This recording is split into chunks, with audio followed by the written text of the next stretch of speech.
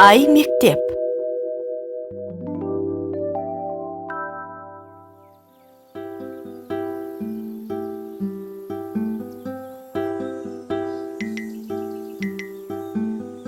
Міне қызық.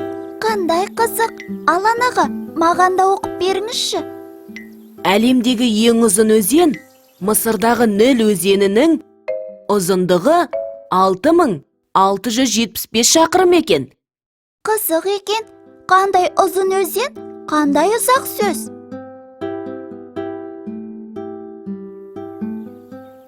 Ал жер бетіндегі ең биік тау тізбегі Гималайдың орташа биіктігі 7620 метр болады екен. Иә, биік тау екен. 7620 деген сөз де ұзын екен. Дана, таудың биік екендігі дұрыс. Ал 7620 деген сөздің ұзын екендігі қате. Неге? Қазір түсіндірем. 7620 деген сөзге сұрақ қойшы. Қанша? Неше? Дұрыс. Қанша? Неше сұрақтарына жауап беріп, заттың санын білдіретін сөздер сан есім деп аталады. Заттың санын білдірсе, сан есім ғой. Дұрыс. Сан есім сөздер екі түрлі болады. Дара деген жалғыз ғой.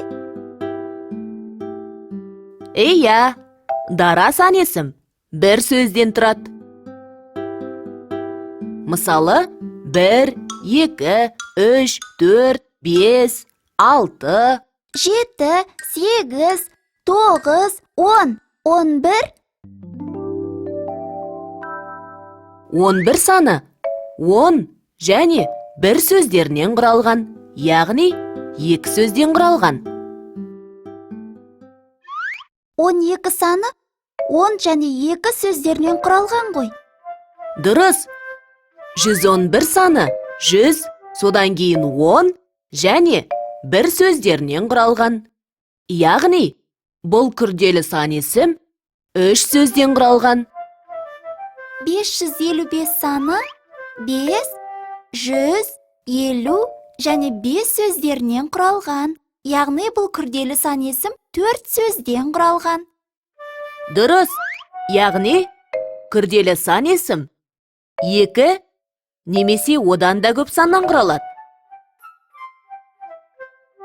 Ал күрделі сан есімнің құрамындағы әр сөз жеке-жеке жазылады.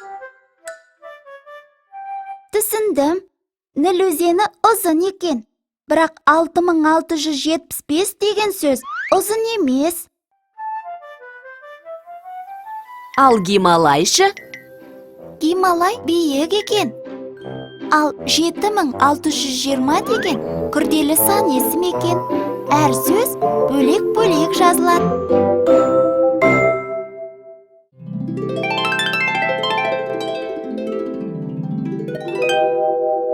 Қайталайық.